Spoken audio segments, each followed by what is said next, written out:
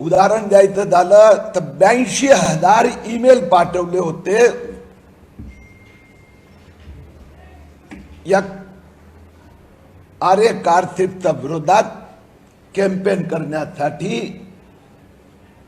या एक्झॉटेल टेककॉमला याचे जे पैसे या कॅम्पेनसाठी देण्यात आले त्यातले कोट्यावधी रुपये अमेरिकेहून आले होते, ज्याच्या विरोधात बीकेसी पोलीस स्टेशननी FIR नोंदला होता, त्याची चौकशी चालू होती आणि या चौकशीत काही वेस्टेड इंटरेस्ट लोकांनी मेट्रो कामात अडथळा निर्माण करण्यासाठी विदेशच्या पैसेच्या मदतीने जे कॅम्पेन सुरू केलं होतं त्याच्यावर कारवाई सुरू झाली होती, परंतु उद्धव ठाकरे सरकारने ही कारवाई थांबवली, FIR ला स्थगिती दिली आणि ही केस बंद करण्यासाठी कोर्टात क्लोजर रिपोर्ट फाईल केला। ही जी FIR झाली होती ती महाराष्ट्र सरकारने केली होती।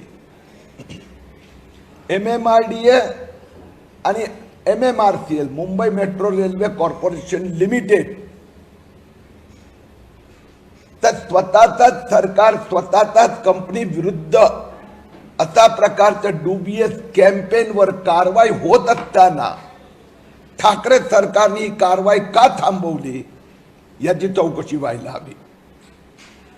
मी देवेंद्र फडणवीसजी आणि एकनाथराव शिंदेना विनंती केली आहे की ही जी FIR वर चौकशी कारवाई होत होती तो क्लोजर रिपोर्ट मागे घ्यावा।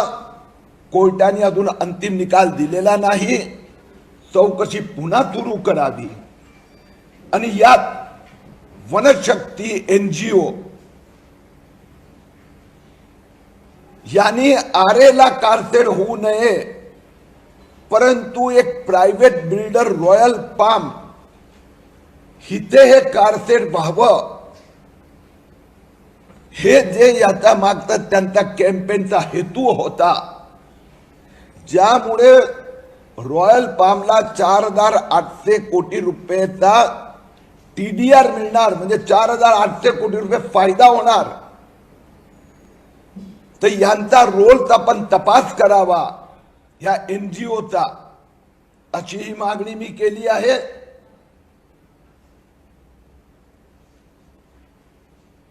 या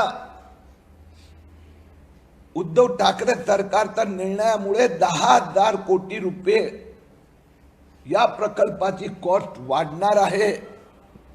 23,000 कोटीचा प्रकल्प 3-3.5 वर्ष डिले होणार। या 3-3.5 वर्ष जो डिले झाल्यामुळे जे प्रदूषण कमी होणार होतं त्याचाही हिशोब घ्यायला हवा।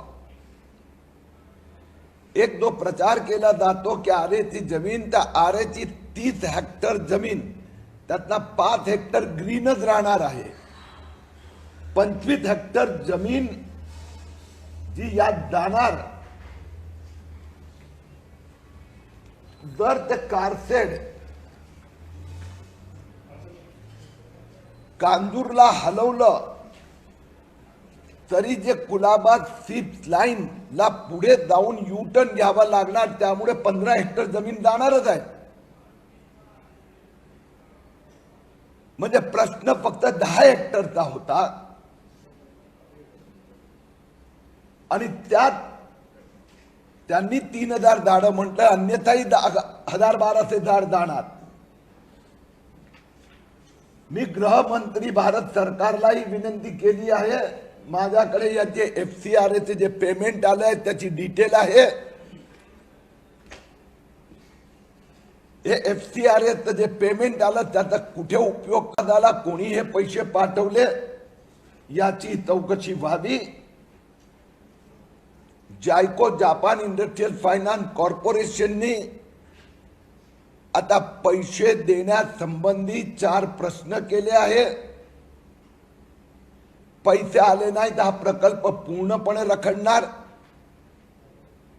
जे डबे बनवणारी कंपनी आहेत त्यांनी 2 ऑर्डर कॅन्सल केले कारण की तुम्ही डिलिव्हरी वेळेवर घेणार नाही. आणि त्यामुळे आता फास्ट ट्रॅकवर कांजूर मेट्रोचं काम चालू करावं. मेट्रो लाईन नंबर 3 आरे कारसेटचं काम सुरू करावं अशी विनंती केली आहे.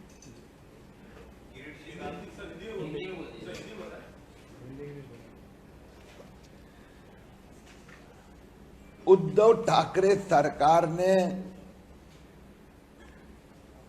आरे कारसेट का काम बंद करने के कारण कुलाबा सिर्फ मेट्रो की कीमत कॉस्ट 10,000 करोड़ बढ़ रही है.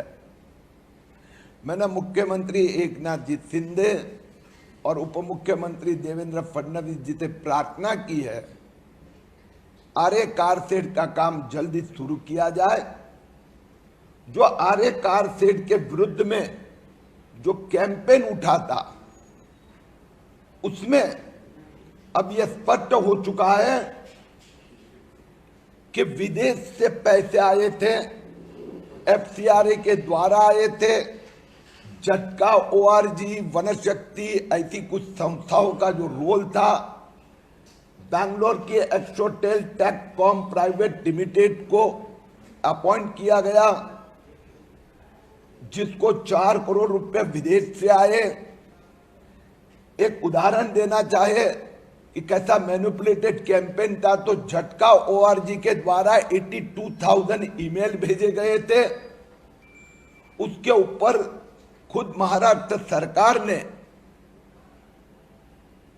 Mumbai metro railway corporation limited ने मुंबई पुलिस में शिकायत की थी, जिसकी एफआईआर होकर जांच शुरू हो गई थी.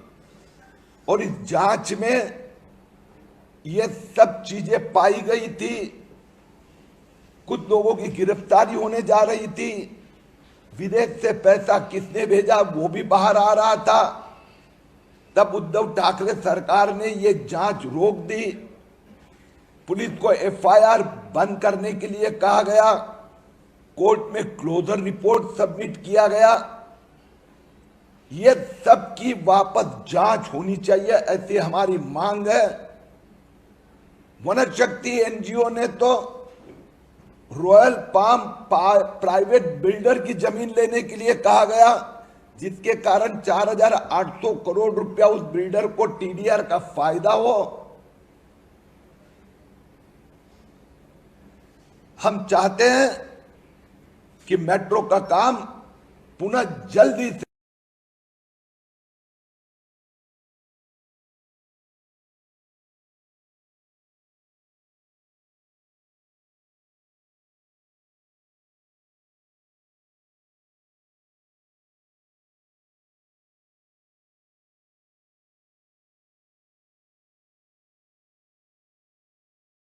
शुरू हो और मुंबई के लोगों को अपनी मेट्रो मिले.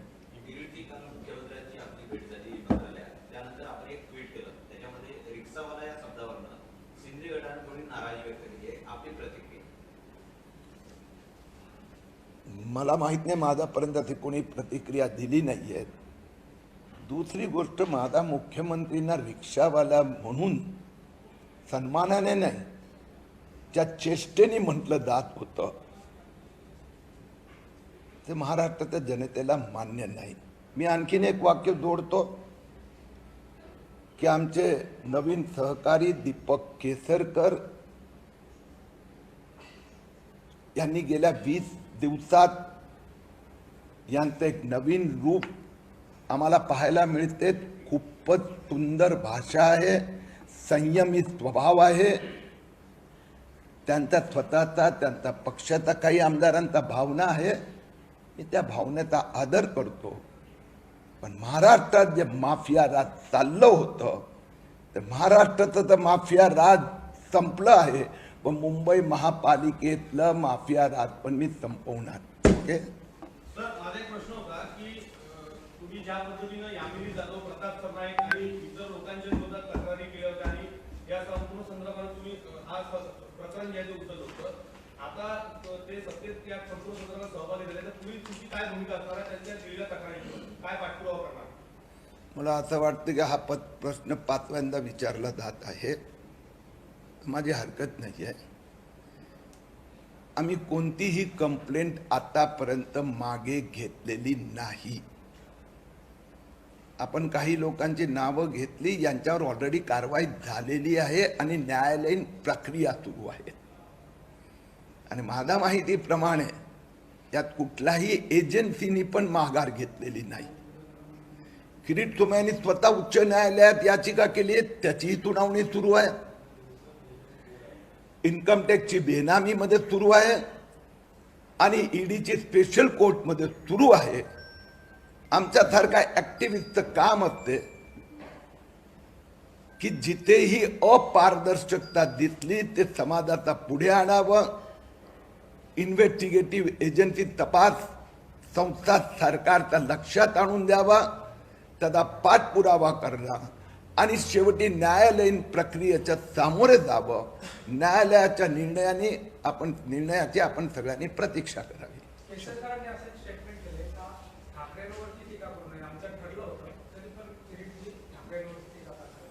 मला जे सांगायचं होतं मी फार स्पष्ट आणि चांगल्या शब्दात सांगितलं. केसरकरांचं पुन्हा एकदा कौतुक करतो. गेल्या 20 दिवसात मी स्वतः 8 दिवसापूर्वी, त्याने 5-7 दिवसापूर्वी फोन केला होता की खरंच आपल्याकडून शिकलं पाहिजे. एका सिनियर प्रवक्ता, त्याची भाषा, त्याचे शब्द आणि स्वभावावर रिॲक्शन देताना संयम, त्यांच्या भावना ज्या आहेत त्याचा मी आदर करतो. पण महाराष्ट्राचं माफिया राज, माफिया सरकार याच्या विरोधात महाराष्ट्राच्या जनतेच्या भावना ज्या आहेत त्या भावनेच्या आधारात किरीट सोमय्या पुढे जातोय, जाणार.